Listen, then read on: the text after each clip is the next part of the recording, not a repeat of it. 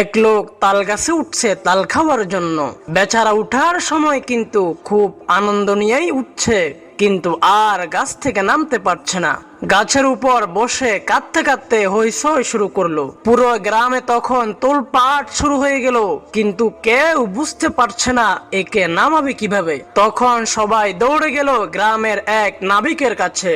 বলল, ভাই, এই গর্দভ লাফাইয়া লাফাইয়া গাছে উঠছে ঠিক, কিন্তু এখন আর নামতে পারছে না, এবং আমরাও তাকে নামাতে পারছি না, আপনি একটু সহযোগিতা করুন।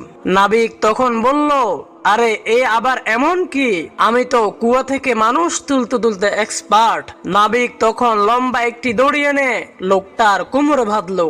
অতঃপর গ্রামবাসী সবাই মিলে সজোরে একটা টান দিল। সাথে সাথেই লোকটা সোজা গাছের আগা থেকে নিচে পড়ে মুহূর্তেই তার মৃত্যু হলো। সবাই তখন চিৎকার করে বলল, কিরে নাবিক, এটা তুই কি করলি? লোকটা তো মারা গেল।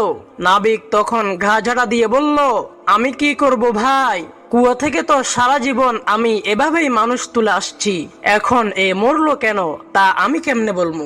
প্রিয় দর্শক, এজন্যই বলি, এক জায়গার কাজ করা সমাধান, সব জায়গায় ব্যবহার করা ঠিক না। পরিস্থিতি বুঝে সিদ্ধান্ত না নিলে বিপদ হতে পারে।